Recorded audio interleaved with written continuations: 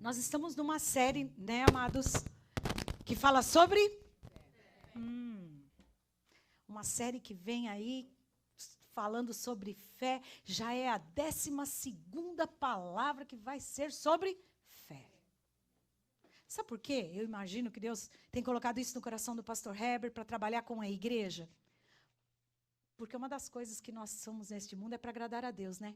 E a Bíblia diz que sem fé é impossível agradar a Deus. Então nós temos que caminhar por fé, não por vista, né? E eu até tinha anotado as 12 temas para a gente dar uma recordada e o papel fica lá em casa. Então não era para falar os 12 temas, porque vocês entrarem na internet e tá lá os 12 temas. Então se você se interessar, né? Tá lá as 12 pregações que foram faladas sobre fé. E como Deus falou muito ao meu coração nesse tempo, né? Como Deus foi solidificando a nossa fé. Porque a fé vem pelo ouvir, e o ouvir da palavra de Deus. Então, cada vez que ouvimos a palavra de Deus, a nossa fé vai sendo fortalecida, amém? E eu, quando falava com o Pedro, o meu filho, falei assim, Pedro, eu vou falar sobre fé. Aí ele, mãe, pensei que já tivesse acabado esse negócio. Não acabou, não. Deus me impulsionou a continuar falando sobre esse tema, tá certo? E o tema é, acho que os meninos, ela lá preparou, fé que ouvi falar. Fé que ouvi falar. Então, nós vamos trabalhar um pouquinho, eu tenho algumas irmãs que gostam de anotar a pregação. Fé que ouvi falar. Foi falado sobre fé que protege, né? Semana passada, o pastor César Carvalho falou com muita propriedade sobre fé genuína. Deus falou muito forte ao meu coração. E hoje eu vou falar da fé que ouvi falar. A importância de termos uma fé que as pessoas possam ouvir falar dela. Amém? E nós vamos ver Paulo, a Filemão 1. Filemão é um livro imenso, né, irmão? Só tem um capítulo. É imenso esse. Mas Filemão 1 é interessante. Paulo, escrevendo a Filemão, ele diz assim, versículo 5. Porque ouço falar da sua fé no Senhor Jesus e do seu amor por todos os santos. Paulo escreve para Filemão, ele está numa situação até eu achei muito interessante, e ele então escreve, eu ouço falar. Paulo, quando escreve a Filemão, ele está preso, sabe? Mas Paulo ouvia muito, Paulo conhecia, Filemão foi alguém que Paulo também foi usado por Deus na vida dele, e a vida de Filemão foi transformada pelo Senhor Jesus. E aí ele começou a ter atos de uma vida transformada, amém? E aí Paulo então escreve, eu ouço falar sobre a sua fé. E nós vamos então ver quão importante é as pessoas ouvirem falar da nossa fé em Jesus. Por quê? O salmista entendeu isso. No Salmo 78, 3 e 4, eu gosto muito desse salmo e eu entendo muito bem a importância desse salmo. Ele diz assim, para quem está anotando, Salmo 78, 3 e 4. O que ouvimos e aprendemos, o que nos contaram nossos pais, não esconderemos de nossos filhos. Contaremos à próxima geração os louváveis feitos do Senhor, o seu poder e as maravilhas que fez. Amém? O salmista entendeu que era muito importante o que ouviu e aprendeu, ele ir passando. Amados, a minha avó, ela era uma mulher de muita oração, muita fé, e ela contava do avô dela, bisavô do meu pai, portanto, meu tataravô, tá certo? Então, o avô dela. E minha avó falava do avôzinho dela. Eles moravam no interior de São Paulo, ali onde a Lu nasceu, Lu de Taubaté. Você é daquela região? Taubaté, né? A família do meu pai era dessa região. E ali, então, ela conta que o avô dela pregava a palavra de Deus e era tudo muito distante, porque ele ia a cavalo, tá certo? Então, ele ia indo, né? As pessoas às vezes chamavam ele nas madrugadas, ele tinha que sair para orar com as pessoas e ele ia a cavalo, às vezes no frio, ou às vezes no sol, ou às vezes na chuva, e ele ia, né, atender as pessoas, orar com as pessoas, ia reunir com as pessoas para cultuar a Deus.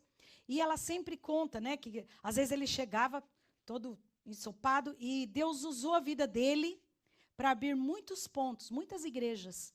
Deus usou a vida deste homem, né? E eu lembro que eu sempre ouvi essa história, minha gente. Vira e mexe, minha avó contava essa história do avô dela, né? E isso, desde a minha infância, que eu me conheço por gente, eu escuto essa história. Isso sempre me fortaleceu. Porque nos momentos, amados, que a gente às vezes quer desistir por muito pouco, não é mesmo? Às vezes a gente quer desistir porque não tem um carro, né? Ah, não vou fazer, não tenho carro. Ah, eu não vou fazer aquilo porque eu não tenho. Não é assim? A gente às vezes quer desistir por muito pouco. Por isso que é bom ouvir o testemunho de pessoas.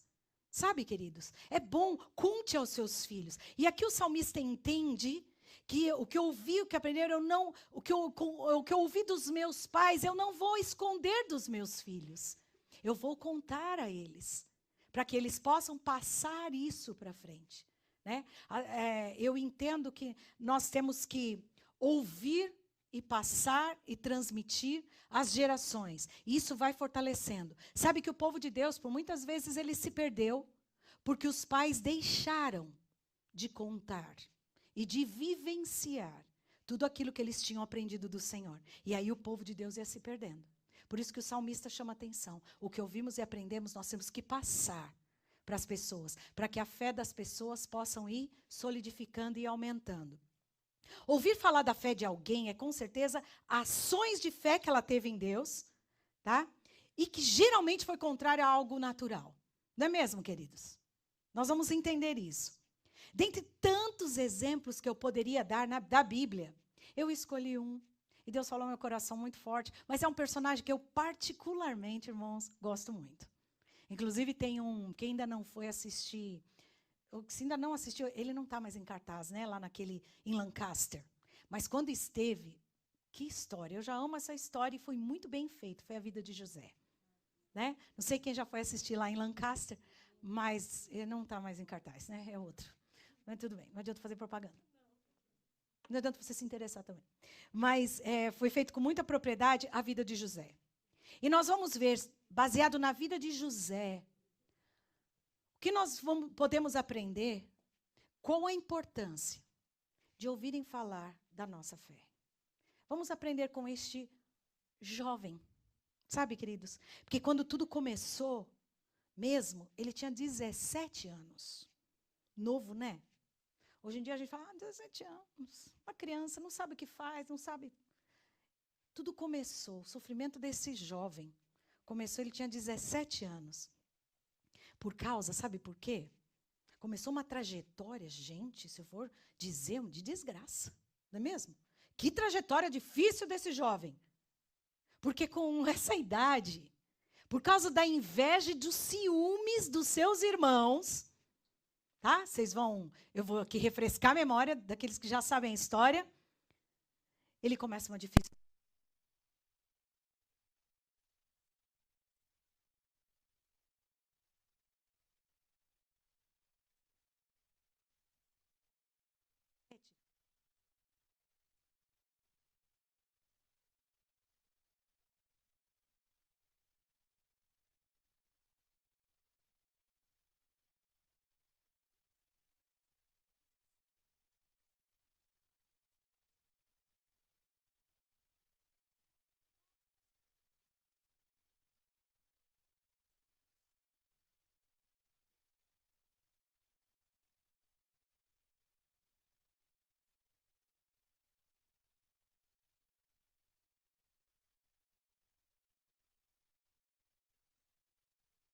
A palavra de Deus que quando ele contou o sonho, piorou. Piorou. Porque os sonhos diziam, os dois sonhos, gente, resumindo, diziam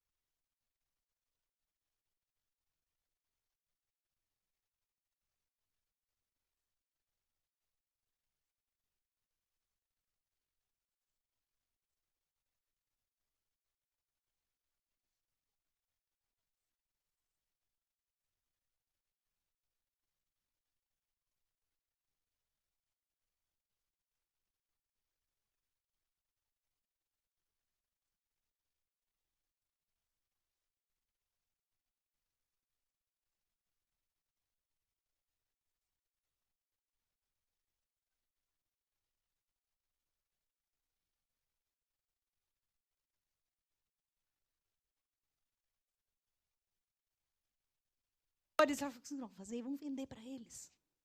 Ótimo. Tá bom, vamos se livrar de qualquer jeito, pelo menos não matamos, tá certo? Não vamos ter o peso, né, de uma morte. Então vamos vender. Chegaram lá, venderam José. Caiu na cisterna. O versículo 28 diz que ele foi vendido. Diz a palavra aqui. E passando os mercadores midianitas, os irmãos de José, o alcançaram e tiraram da cisterna e o venderam por 20 siclos de prata aos ismaelitas. E estes levaram José ao Egito. Caiu na cisterna, tiraram da cisterna, venderam como escravo. Ok. Só que não para por aí. Eu acho tão interessante essa história. Diz a palavra que ele chega lá, então ele vai ser escravo de Potifar, que era o chefe da guarda do faraó. Ele vai ser, então, um escravo dele. Mas olha que lindo, queridos.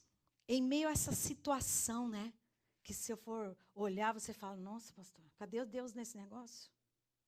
Menino era bom, menino bonzinho, né? Cadê Deus? Você pode me perguntar. Aí sabe o que a Bíblia diz? Que Deus era com ele. Veja no texto. Olha que coisa mais linda, né? Ele chega lá na casa de Potifar, aí Gênesis 39. Vai lá no 39. Olha o início. José foi levado ao Egito e Potifar, oficial do faraó, comandante da guarda egípcia, comprou dos ismaelitas que o tinham levado para lá. Olha o 2. O Senhor era com José, que veio a ser homem próspero e estava na casa de seu senhor egípcio. Vendo Potifar que o Senhor era com ele e que tudo que ele fazia, o Senhor prosperava em suas mãos. Caiu na cisterna, foi vendido, chega na casa de Potifar e diz a palavra que o Senhor era com ele. O Senhor permanecia com ele. Uau! Aqui nós vemos, amados, que a diferença não está na circunstância em que nós passamos. A diferença está com quem nós estamos em meio à circunstância em que nós passamos. Não é mesmo? Essa é a diferença. José passou isso e a história não termina aí. A Bíblia o tempo todo. E Deus era com ele. E o Senhor era com ele. Uau! E eu acho lindo que o Potifar, ele viu que o Senhor era com ele. Aqui, amados, está o segredo. Talvez esse rapaz, queridos, já estava tão machucado, uma alma tão machucada, vocês concordam comigo? Os irmãos, né, rejeitando. Uma das coisas que machuca muito a nossa alma é a rejeição. Não é mesmo? Quem aqui levanta a mão e fala, eu amo ser rejeitado, por favor, me rejeita. Irmão, eu vou te internar. Porque nós, seres humanos, temos um problema muito sério com a rejeição. Seja uma criança, até o mais ancião, nós temos problemas com a rejeição.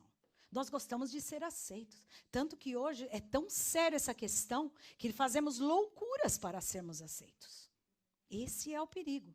Mas, amados, a vida real, nós vamos ser rejeitados. Principalmente nós, os cristãos, que chamamos pelo nome de Jesus. A Bíblia já nos alerta. Vamos ser rejeitados. A diferença não é o você ser rejeitado. Talvez aquele menino jovem chega ali com uma alma talvez ferida. Claro, ele não ia dar pulos de alegria porque foi vendido pelos seus irmãos. Uau, mas a Bíblia diz que o Senhor era com ele. E Potifar viu. Amados, será que ele tinha uma placa escrito, Jesus é comigo? Ou melhor, Deus é comigo? O Senhor é comigo? Como que Potifar viu? Por suas ações, provavelmente. Por suas reações, provavelmente.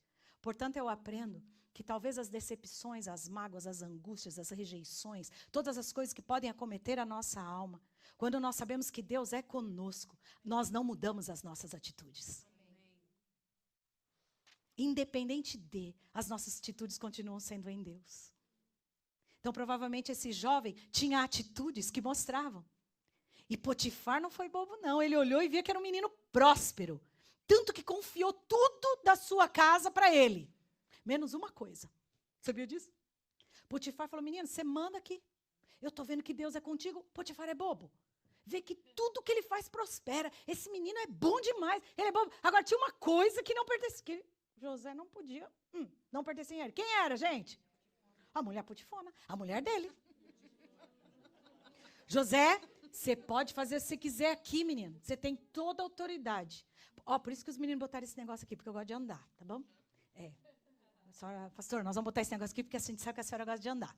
Thank you, meninos. I love you. E ele, então, fala, ele sabia, eu posso tudo aqui, mas a mulher do dono não. O que é isso? José tinha temor, gente.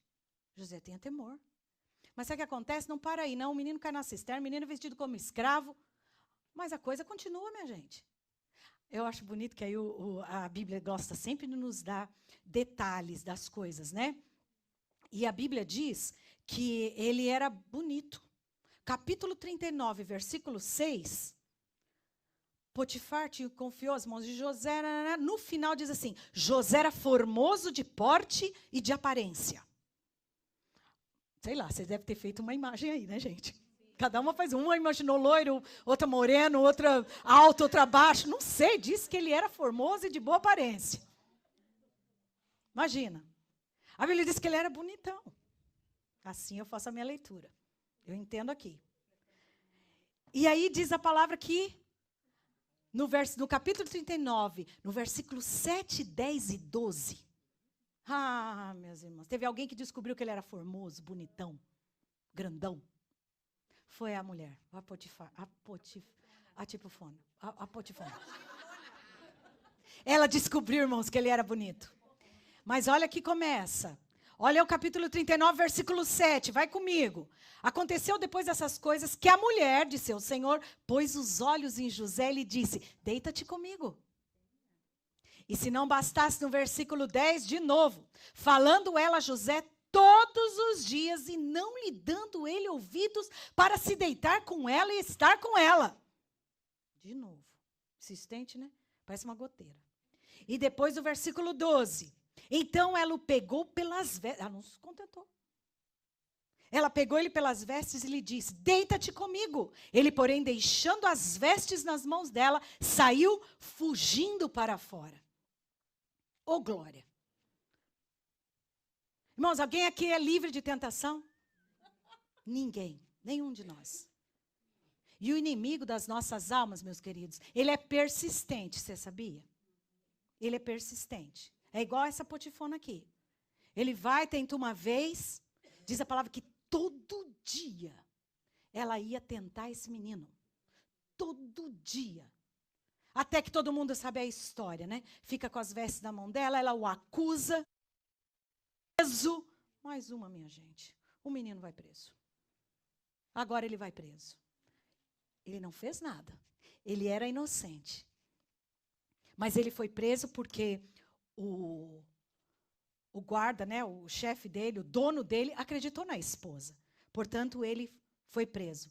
Mas olha que interessante. Ele foi lançado no cárcere no capítulo 39, versículo 20. Mas, veja o versículo 21 do capítulo 39.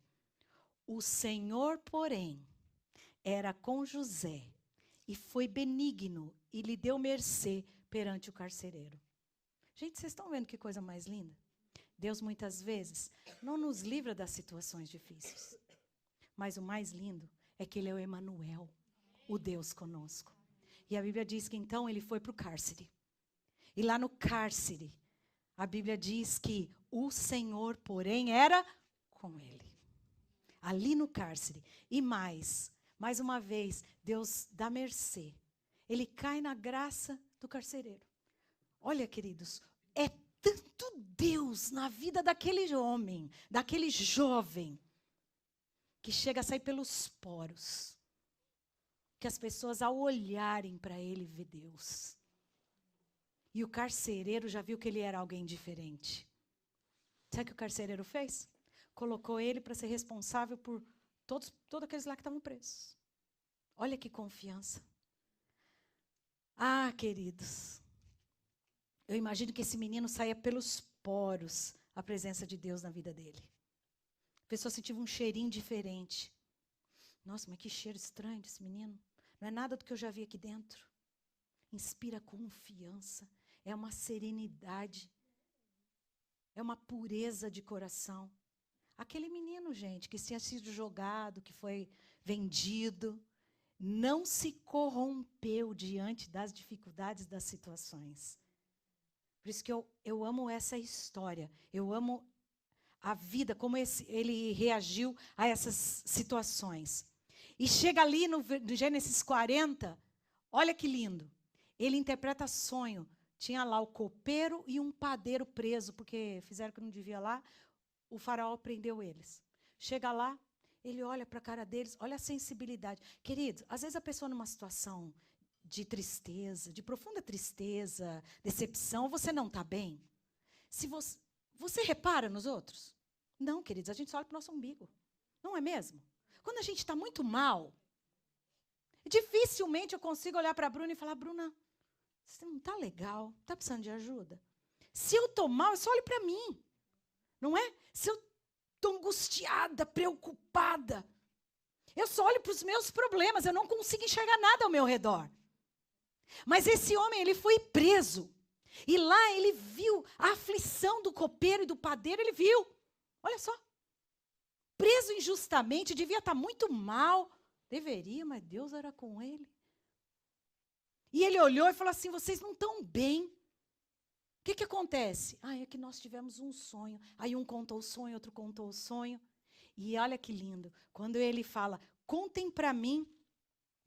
Deixa eu ver aqui se eu acho que ele foi lançado no cárcere, o Senhor continuava com ele. Então ele interpretou o sonho. No Gênesis 40, versículo 8, ele diz assim, porventura não pertence a Deus as interpretações? Contai-me o sonho.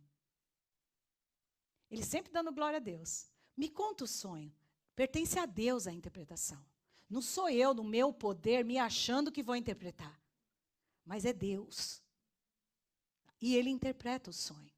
E então acontece de fato o que ele interpretou. E esses dois saem daquela prisão, saem do cárcere, José fica, os dois saem. Só que José falou assim no versículo 14 do capítulo 40. Lembra de mim, tá? Quando você estiver diante do faraó. José pede, gente, ele também não é bobo, ele não perdeu a oportunidade, né? Eu interpretei um sonho. Foi Deus, mas Deus me usou. Olha, quando você estiver diante do faraó, fala de mim. Ele estava preso injustamente mesmo.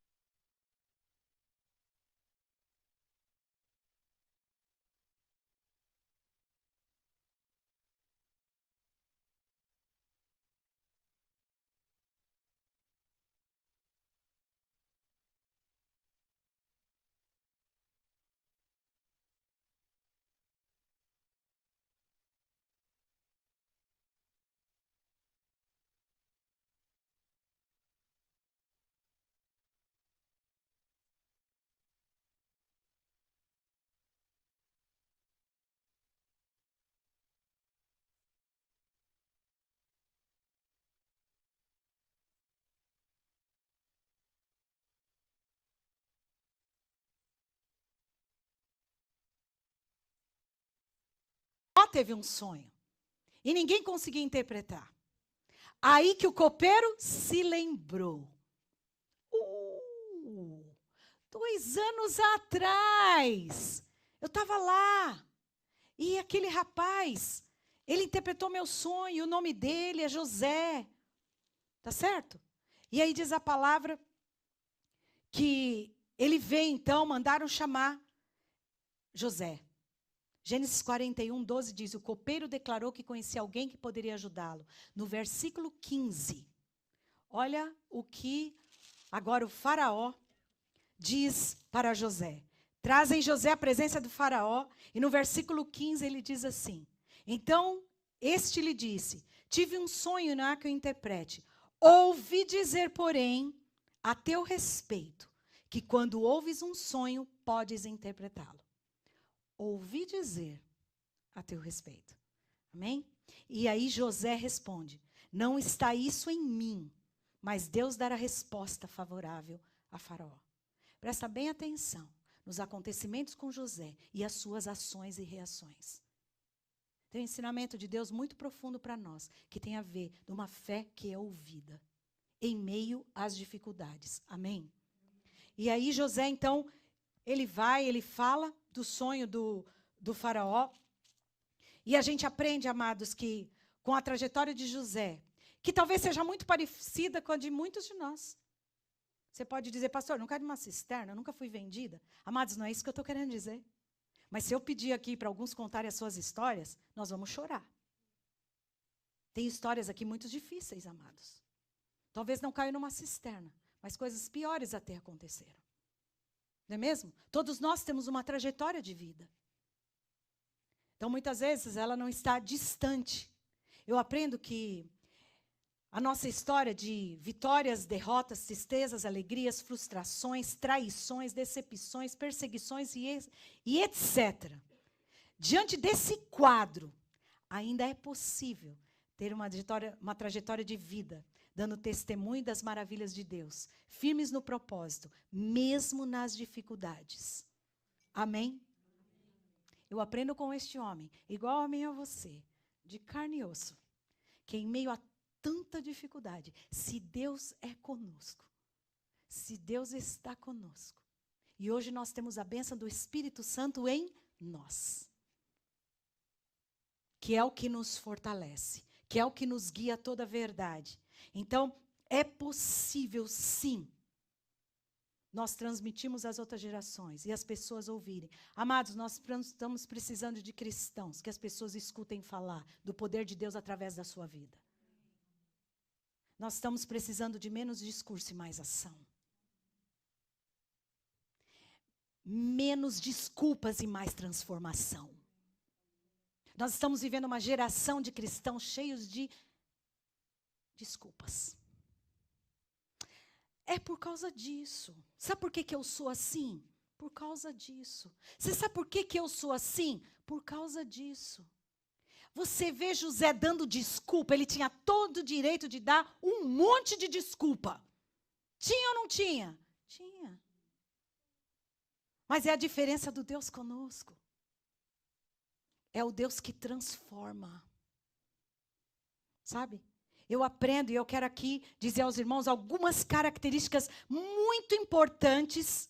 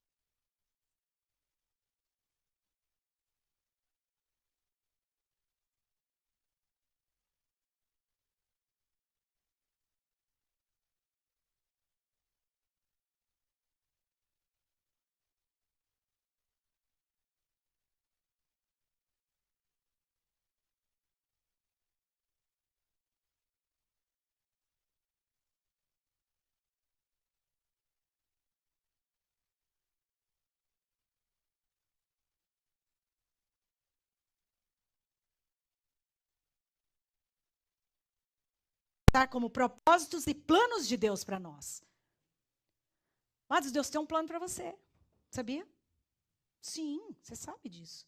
Deus tem plano para mim, Deus tem um plano para cada um. Quando nós entendemos o plano, não importa o que venha contra esse plano, porque vai se levantar. Vocês sabem disso?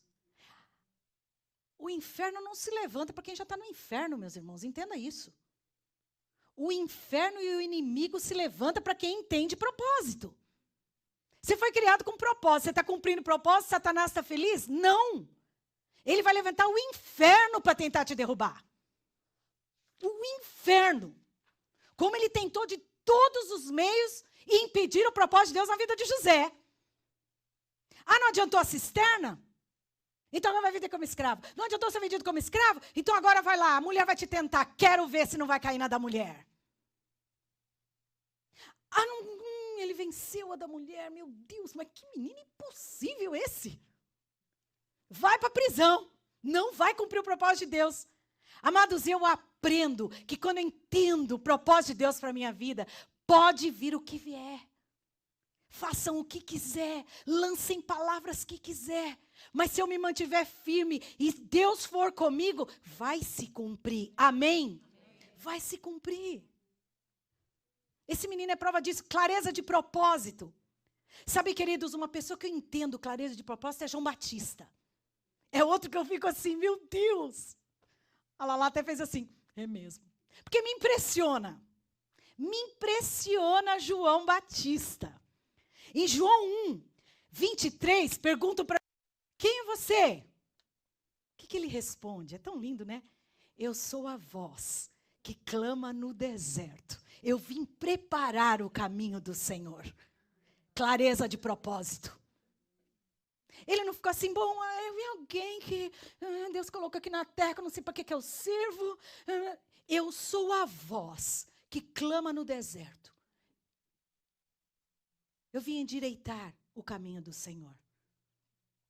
E ele fez com propriedade, não fez, minha gente? Se lemos a história de João Batista, João Batista fez com propriedade.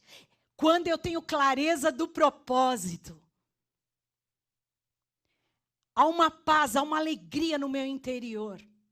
E há uma certeza do Deus conosco. Então, a primeira coisa que eu aprendo, queridos, se eu quero que as gerações escutem, que as pessoas escutem falar da minha fé, eu preciso ter clareza de propósito.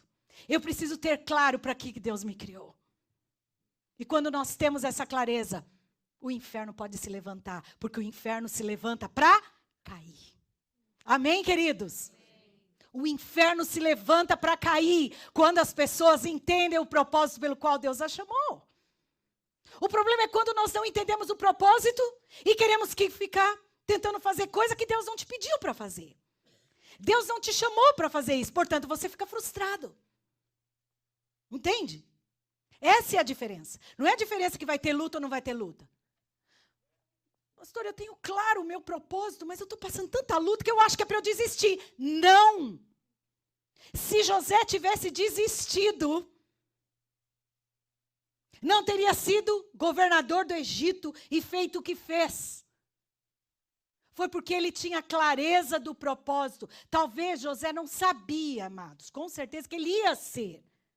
Mas ele sabia que Deus tinha um plano, porque Deus estava com ele o tempo todo. É step by step, meus irmãos.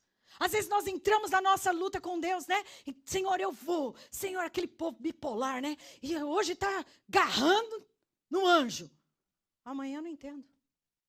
Ah, não quer mais não. Não quer mais não. Eu vou desistir.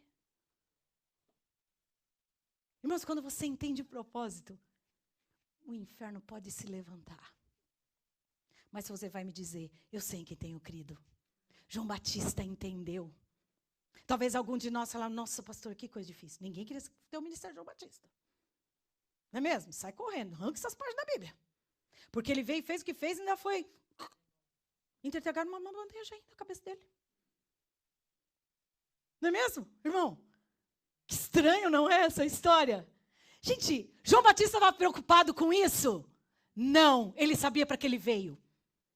Eu sou a voz que clama no deserto, eu vou cumprir o meu papel, depois eu saio de cena. Vocês estão entendendo? Depois ele sai de cena, e ele sai de cena mesmo. Amado, João Batista era tão tranquilo. Lá em João 10:41, diz que ele não fez nenhum sinal milagroso. Vocês sabiam disso? Nós temos a mania de nos achar inferior, porque, Senhor, o Senhor usa a irmã fulana, e ela põe as mãos e as pessoas são curadas. E eu imponho a mão, imponho o pé, imponho a orelha, imponho o cabelo, imponho tudo. Besunto a pessoa de olho. E ela fica pior. O que é isso? Aí você começa a se sentir inferior, não é mesmo, irmãos? Deus não me ama. Deus não me ama. A minha sogra que fala isso, minha sogra tem diabetes. E ela diz assim, gente, eu já fui usada tanto por Deus para curar diabetes das pessoas. E ela continua com diabetes. Acredito que Deus fala para ela, igual falou com Paulo, a minha graça te basta.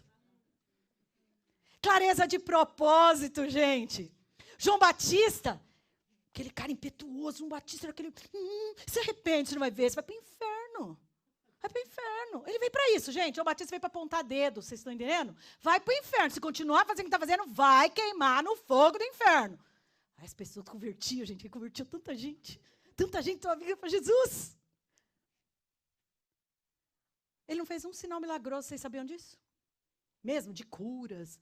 Diz a palavra que ele não fez. João Batista se sentiu inferior? Não, tinha clareza de propósito. O propósito pelo qual Deus me chamou não foi para ficar curando. Foi para pregar o evangelho, foi para preparar o caminho, botar o dedo e falar, se arrependa. Ele cumpriu o propósito. E quantas pessoas não se arrependeram nessa época? Não é, amados?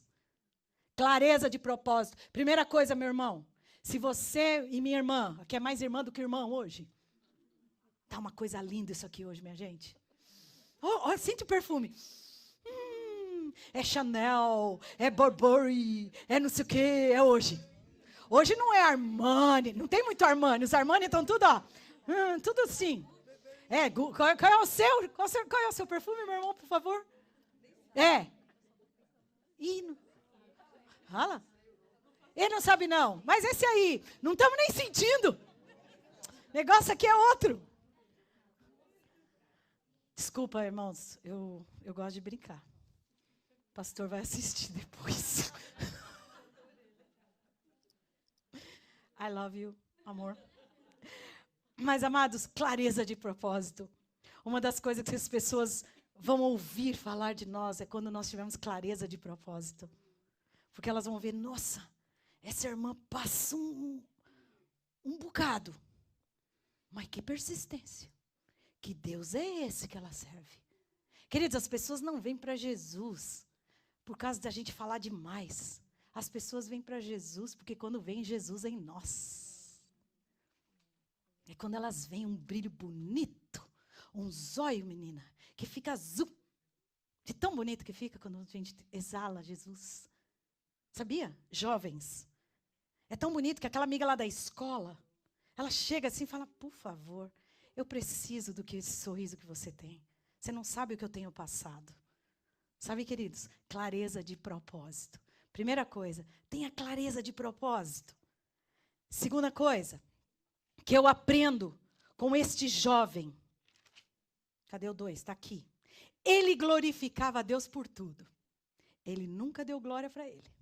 Estou certo ou não? O que ele falou no primeiro sonho, lá com os copeiros? Lá atrás. Ele disse para eles, Gênesis 40, verso 8, é o Senhor quem interpreta. Vocês estão entendendo? Eu sou apenas um instrumento.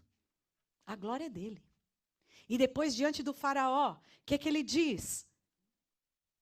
Não está em mim essa interpretação, mas em Deus. Segunda coisa, amados, que as pessoas têm que ouvir. Você é um instrumento, mas a glória é dele. Amém? Nós somos apenas instrumentos nas mãos do Senhor. E que instrumento precioso. Mas nós somos, como diz a palavra, nós somos apenas um pote de barro. O que tem dentro é muito valioso. Não é?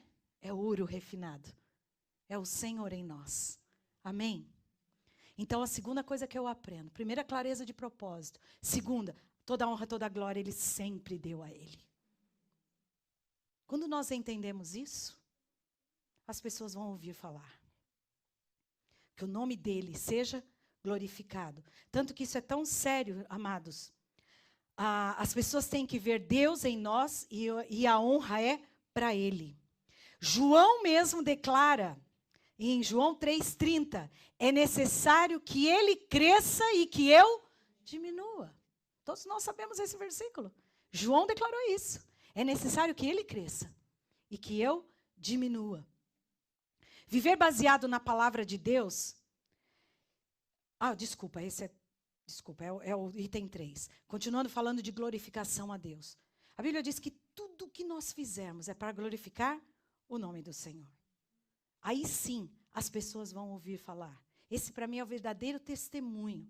É quando a honra e a glória é dada a Ele. Amém, queridos? Terceira coisa que eu aprendo.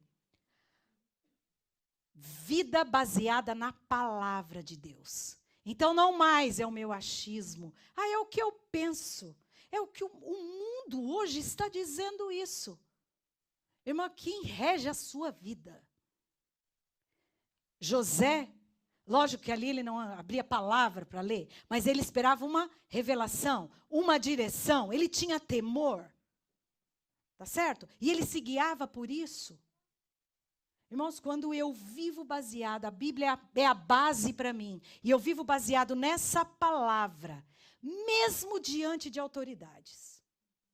Quem é um exemplo bom disso para nós? Daniel, não é mesmo?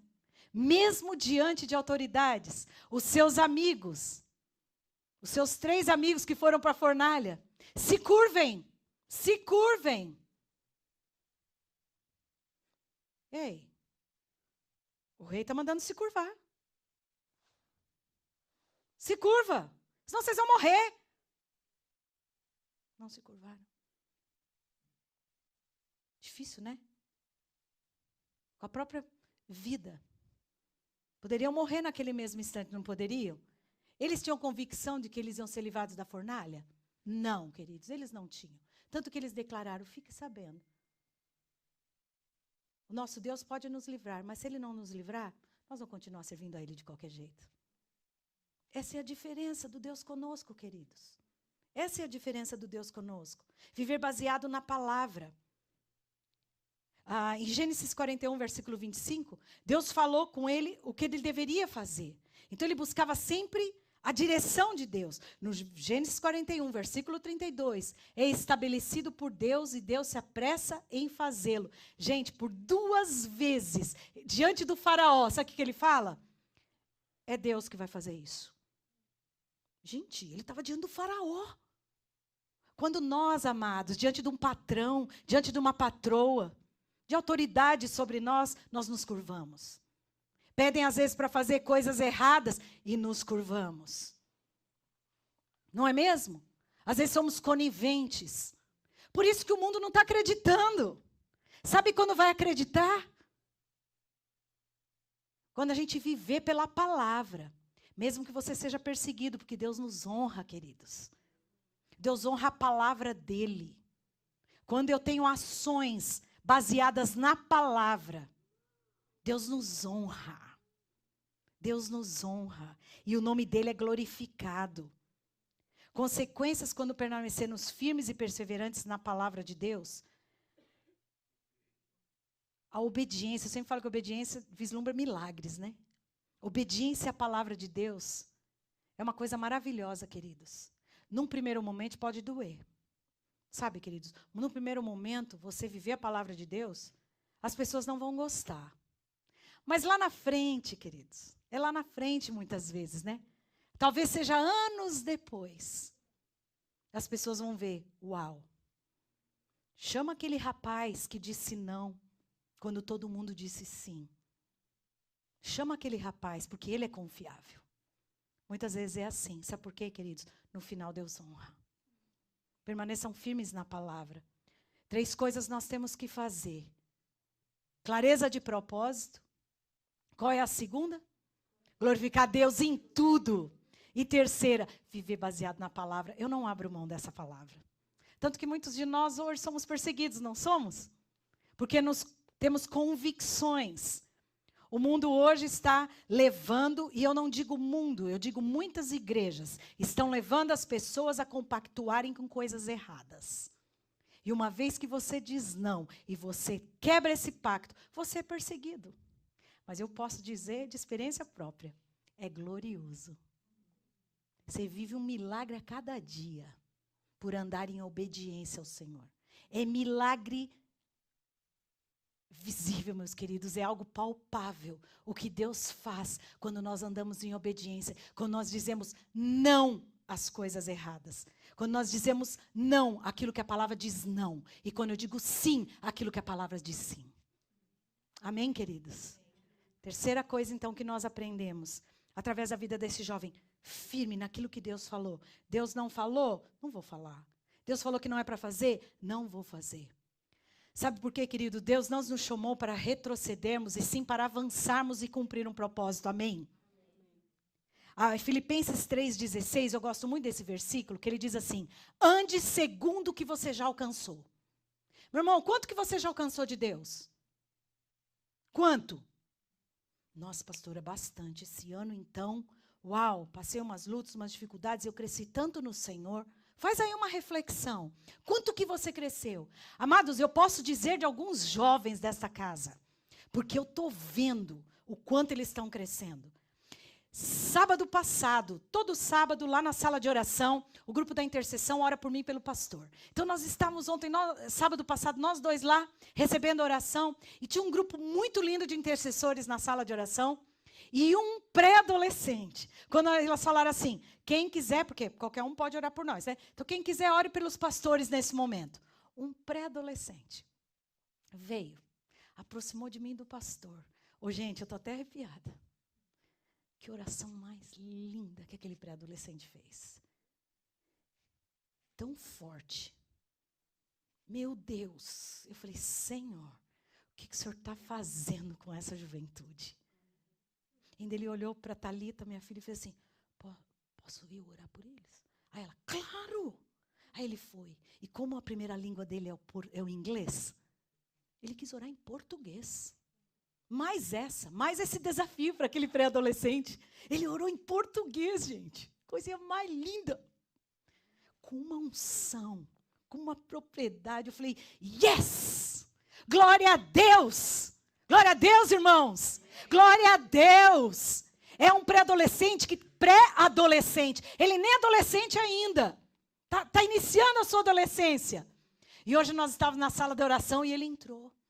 E nós estávamos no término, e ele falou assim, vocês já estão terminando? A gente, sim. Ele falou assim, podemos orar pelo culto das crianças? Depois eu sinto de orar por esse culto da gente.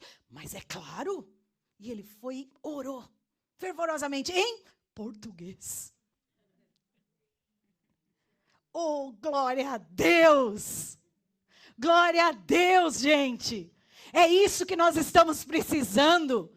Adolescentes, jovens, homens e mulheres, crianças, quem quer que seja, mas que tome uma posição com Deus. Assim como José começou na sua adolescência e Deus era com ele.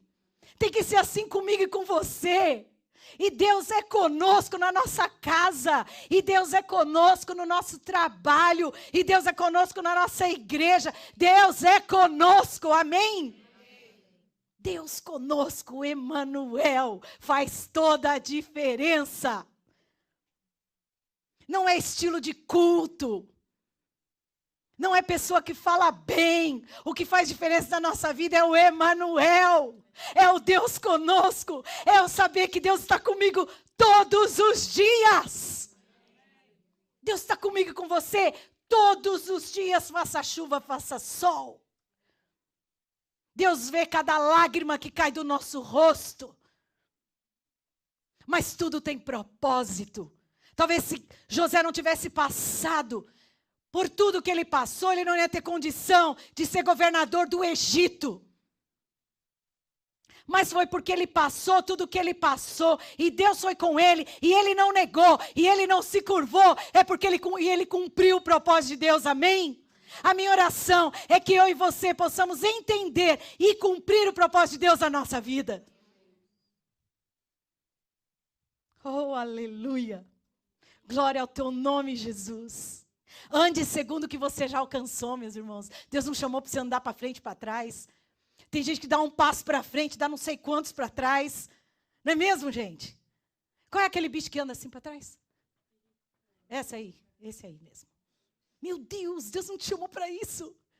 Deus nos chamou para andar de glória em glória. Ande segundo o que você já alcançou. Você já alcançou isso, minha irmã? Então vai para frente. É para frente, aleluia. Agora, rapidamente, eu quero dizer aos irmãos o que acontece e o que nos impede de andar para frente. Nós vimos o que nós precisamos, tá certo? Para que as pessoas possam ouvir a voz do Senhor. Para que as pessoas possam ouvir o que Deus fez na nossa vida. Agora, tem duas pessoas que me impressionam. E eu quero dizer e contar essa história para mim e para você, para que a gente tome cuidado. Toma muito cuidado com essa história. Olha só. Tem dois homens que depois que Jesus morreu, saíram de Jerusalém e foram para Emaús. Quem foi? Quem foi, gente? Quem foi? Não, a Bíblia não diz o nome deles. A Bíblia diz assim, 2 discípulos, não é? Os discípulos a caminho de Emaús, Lucas 24. Sabe, galera, diz a palavra que 2 discípulos, depois que Jesus morreu, saíram de Jerusalém e Emaús, tá certo? Diz a palavra que eles saíram de Jerusalém e começaram a caminhar para Emaús. Diz a palavra de Deus. E começaram a caminhar. Jerusalém está lá, Emaús está lá. E eles começaram, então, sentido contrário, não? Sentido contrário. Depois que Jesus morreu, eu acho um aprendizado tremendo essa história. E eu quero dizer a vocês, quem comprou esse livro do pastor semana passada, tremendo. É um livreto, isso aqui você lê numa sentada. Né? Ele fala muito sobre a caminhada desses homens para Emaús. É um livro muito abençoado. E é interessante, queridos, que eles começam a caminhar para o lado contrário, diz Lucas 24, 13 a 35. Contrário do que nós acabamos de falar. Eles não entenderam o propósito de Deus. Entendeu? Tanto que eles chegam, Jesus caminha com eles. Olha que interessante. Estão os dois caminhando em sentido contrário. Presta atenção, jovem. Como é perigoso caminhar em sentido contrário. Então lá, Jerusalém está lá. Era para ele ter ficado em Jerusalém, tá certo? Mas tudo aconteceu, ele não entendeu o propósito, ele começou a caminhar em sentido contrário. Mas diz a palavra que alguém se aproximou deles. Quem foi? Jesus aproxima deles. Eu aprendo, queridos. Ai, Jesus é tão lindo. Que mesmo que muitas vezes você esteja andando em sentido contrário, Jesus vai ao teu lado. Ele vai do lado e fala, estou aqui. Que amor é esse? Eu te pergunto. Que amor é esse? Fala para mim. Eles estavam andando em sentido contrário. E além dessa história, Jesus pergunta, por que vocês estão tristes? O que está acontecendo? E eles falam, Senhor, só você não ouviu falar? Todo mundo só fala nisso e você não. E ainda eles falam assim, dentre muitas coisas, eles falam, nós esperávamos que ele fosse redimir a Israel. Eles começam a contar para Jesus. É, porque veio Jesus. E começam a contar a história para Jesus, gente. Olha a falta de entendimento. Eles eram discípulos, hein? E eles começam a contar para Jesus. E eles falam, nós pensávamos que ele ia redimir Israel. Sabe por quê, queridos? As pessoas lá fora não creem. Porque nós, muitas vezes, estamos não tendo clareza de quem de fato é Jesus. O mundo não vai crer se você não crer. Comece a crer quem é Jesus. Queridos, eles não entenderam o motivo pelo qual Jesus veio. A gente estava esperando quem ia redimir Israel, que ia, talvez tirar eles do jugo dos romanos. Jesus veio fazer muito mais do que isso, amados. Muito mais do que isso. E aí Jesus, olha que coisa linda a atitude de Jesus. Jesus logo falou, não. Sabe o que Jesus fez? Caminhou com eles, ouvindo eles. Olha que amor é esse que Jesus tem por nós. Não é, Luiz? Jesus nos ouve, mesmo como nós estamos errados. E eles começaram a contar para Jesus. E começaram a falar. E Jesus, ouvindo. Diz a palavra que então, Jesus começa a ouvir, mas Jesus não só ouve, mas depois Jesus pacientemente começa a falar com eles. Jesus ouve, depois ele começa a falar. E diz a palavra de Deus, né, que Jesus volta para eles, né, no versículo 25 de Lucas 24. Diz a palavra que Jesus diz assim para eles. Então lhes disse Jesus, ó nécios e tardos de coração, para crer tudo o que os profetas disseram. Jesus ouviu e depois fala para eles, vocês não entenderam nada do que os profetas disseram. Queridos, sabe o que pode nos desviar nessa jornada? Quando não temos clareza de propósito. Vocês estão vendo a diferença? Aconteceu tudo o que aconteceu, os profetas falaram que ia acontecer. É que nem eu e você, lemos a Bíblia, sabemos, e ficamos depois fazendo pergunta que a Bíblia já diz que vai acontecer. É que nem alguns perguntam, mas como esse mundo está virado? Nossa, o que está acontecendo quanto a guerra? E quanto não sei o quê? Meu irmão, vai ler a Bíblia. O que a Bíblia diz? Por que você está surpresa? A Bíblia diz que o amor se esfriaria na terra, não é? O amor se esfriaria na terra. Pais contra filhos, filhos contra pais. O que é que nós vemos no cenário no mundo hoje? E a pessoa fica indignada. Nossa, mas como que acontece isso? Vida sem Deus é isso que dá. Vocês estão entendendo? Vida sem Deus é isso que acontece. É essa consequência, meu irmão. A Bíblia já me alerta, a mim e a você. E Jesus no caminho, então, fala isso com aqueles homens. E diz a palavra que então aqueles homens se distanciam. Eu aprendo, queridos. Muito cuidado com decepções, frustrações, tristezas. Porque ao invés de vocês permanecerem como José, nós permanecemos como José. Em meio a tudo isso, eu falar, não, mas eu sei o que eu tenho crido. Eu fazer igual os homens de caminho de Emaús. Fiquei tão triste. Eu me viro de Jerusalém e vou para Emaús. Eu me viro do propósito de Deus. Queridos, é em Jerusalém que tinha a revelação. É em Jerusalém que tinha o poder. Vocês estão entendendo? É como eu dissesse assim, é em Deus que tem a revelação. É em Deus que tem o poder. É em Deus que há a salvação. Mas as pessoas andam de contrário. E aí, queridos, você já viu quando você se afasta da luz? Já viu? Enquanto eu estou aqui debaixo dessa luz, eu tenho clareza do que eu estou vendo aqui. Eu posso dar detalhes para vocês do que eu estou vendo aqui. Agora, apaga essa luz. Eu não vou conseguir dar detalhes para vocês. É assim que acontece. Quando a gente começa a desviar do propósito e a gente começa, então, a andar mais próximo das trevas do que da luz. A gente começa a não enxergar o propósito. A gente não começa mais a enxergar quem é Deus. E aí nós ficamos garrando nas nossas forças. Ou então garramos na força dos outros. Das filosofias, da psicologia, da psiquiatria, disso e daquilo. E vai, e busca, e puxa. Meu irmão, Deus tem a resposta para as suas questões. Na presença de Deus, você vai ouvir tudo o que você precisa. Em meio à sua tristeza, em meio à sua dificuldade, vai diante do Senhor, Ele é contigo. Ele estava com esses rapazes, mesmo ele se distanciando. Olha que amor é esse. Mesmo que eu e você possa dizer, mas pastora, eu estou tão distante. Deixa eu dizer para você, Jesus está com você. Jesus está com você. E diz a palavra que aqueles homens, então, quando entraram naquela casa, Jesus entra com a gente. Aí Jesus entrou com eles e diz que no partir do pão, não é? Os olhos deles foram abertos. E sabe o que eles falaram? Gente, não nos ardia o coração enquanto ele falava? Amados, a pessoa precisa estar muito distante, né? O coração chegou a arder. E elas não perceberam que era Jesus. Isso acontece com muitos de nós, quando nós começamos a nos distanciar, queridos. Nós começamos a viver na nossa força, nós começamos a nos amoldar igual o mundo, porque eu preciso ser aceito. Deixa eu dizer uma coisa para vocês, adolescentes, que passam muito por essa crise, e eu passei também. Vocês pensam que não, mas a pastora já foi adolescente. E eu vou falar para vocês, meninas, não era de jogar fora não, viu? Era bonitinha.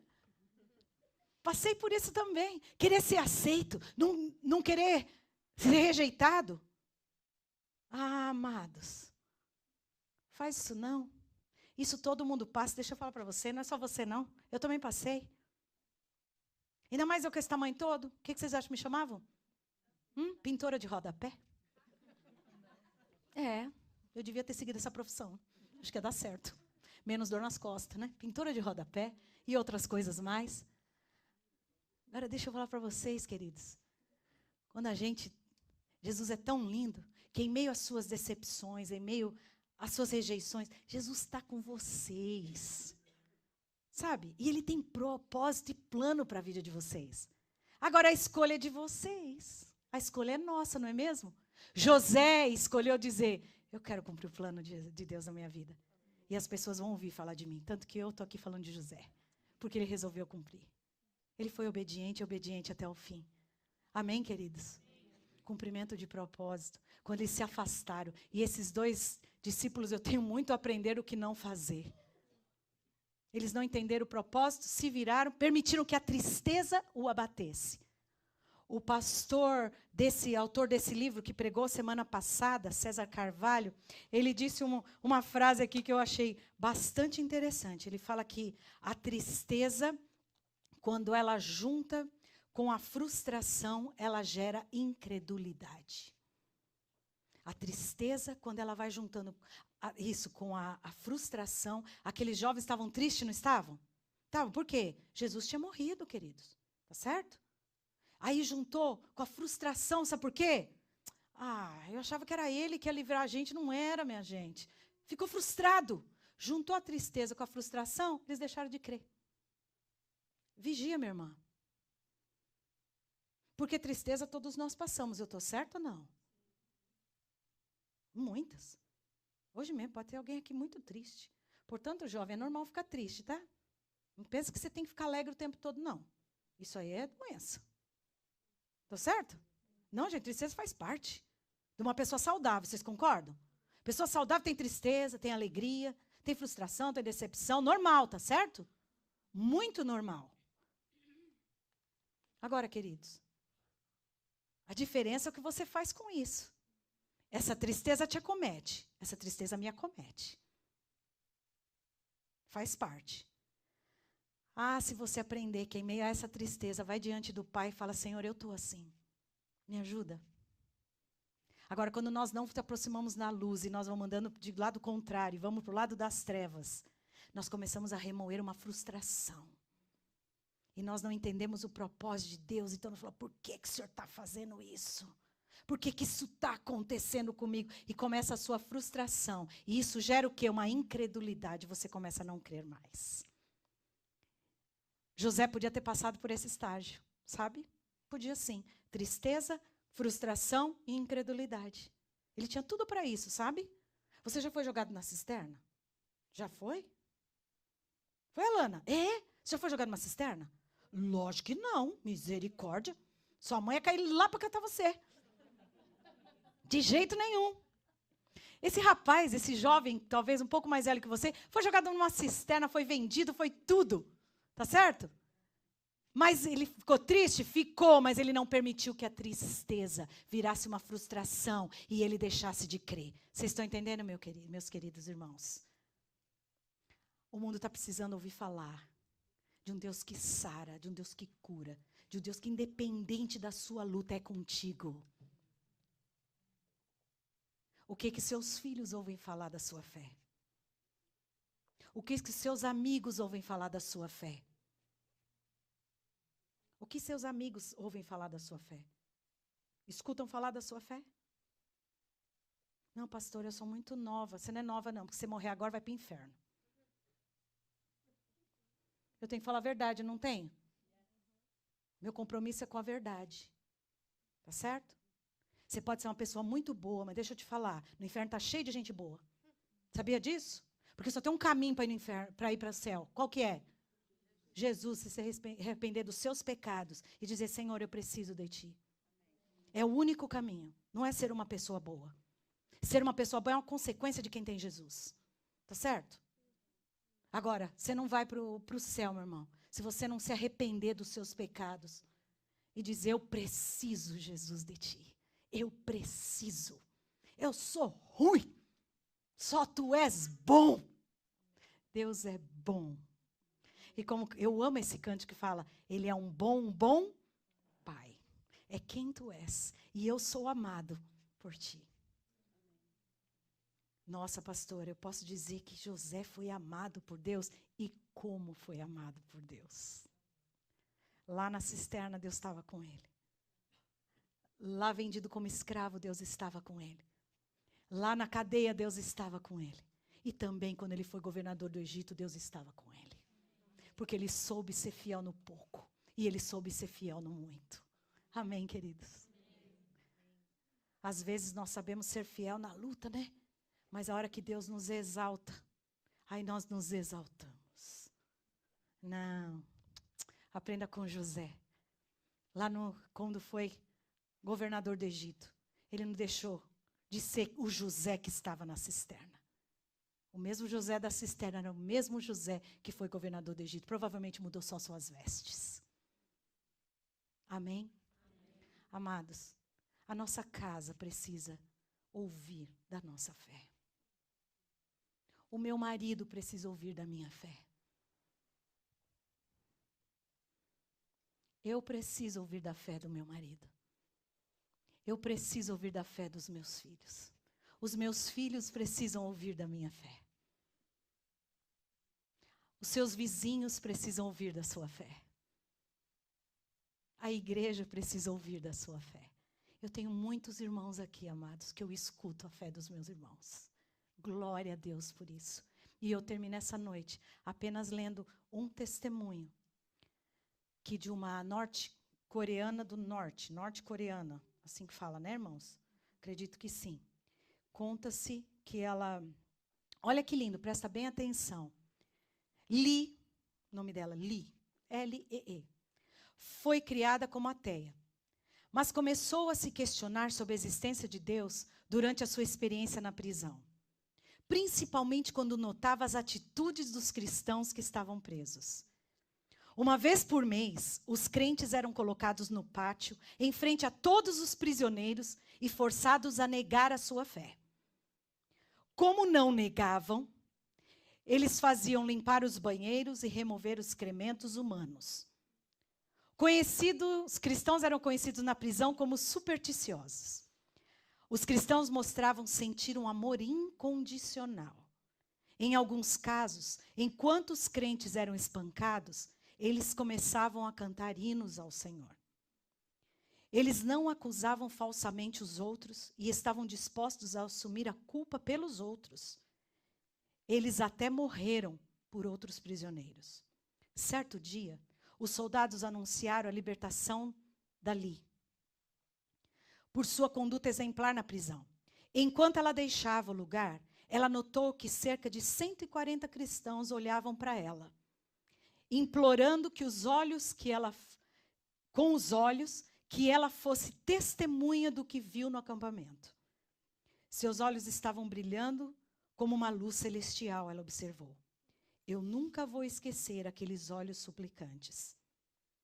Quando ela correu para fora dos portões, foi para os braços do seu filho.